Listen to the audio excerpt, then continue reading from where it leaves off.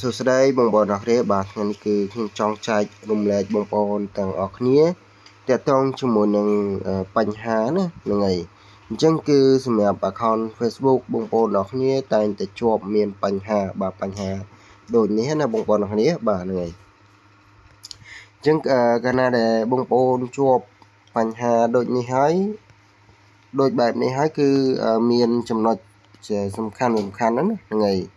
ទី1គឺយើងលុប Facebook ច្រើនដងពេកលុបចូលច្រើនដងហើយអត់ឲ្យគឺលោតជាប់សោបែបនេះបាទ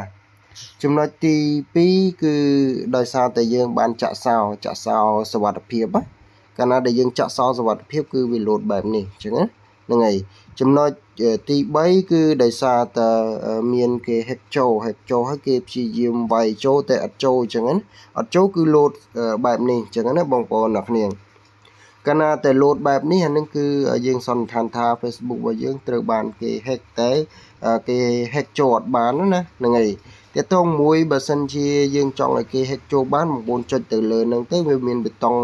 2ដើម្បីឲ្យយើងយល់ព្រមឬក៏យើងអត់យល់ព្រមអញ្ចឹងណាហ្នឹងហើយអញ្ចឹងគឺយើងអាចដោះបានអានេះគឺចំណុចដែលគេ hack ឧទាហរណ៍ថាបងប្អូនមានទូរស័ព្ទមួយគ្រឿងហ្នឹងឬក៏បងប្អូនមានទូរស័ព្ទ2គ្រឿងហើយបងប្អូនចង់ដាក់ Facebook តែមួយឯណាហ្នឹងហើយអញ្ចឹងទូរស័ព្ទរបស់បងប្អូនមួយបងប្អូនមាន Facebook នឹងមួយហើយតែបងប្អូនចង់យកទូរស័ព្ទយក Facebook នឹងយកទៅដាក់ទូរស័ព្ទមួយទៀតគឺ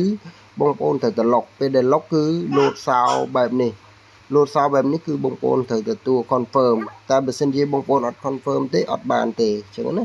ហើយតកតងមួយការលោតបើសិនជាលោតសោបែបនេះហើយគឺគេផ្ញើសារមកឲ្យណាអញ្ចឹងបើសិនជាយើងអត់ព្យាយាមផ្ញើសារទេបញ្ហារបស់យើងគឺអត់អាចដោះស្រាយបានវាអាចនឹងលោតជាប់បែបនេះណាបងប្អូនអ្នកគ្នាកាលណាដែលលោតជាប់បែបនេះគឺពិបាកក្នុងការដោះស្រាយតែគាត់ថា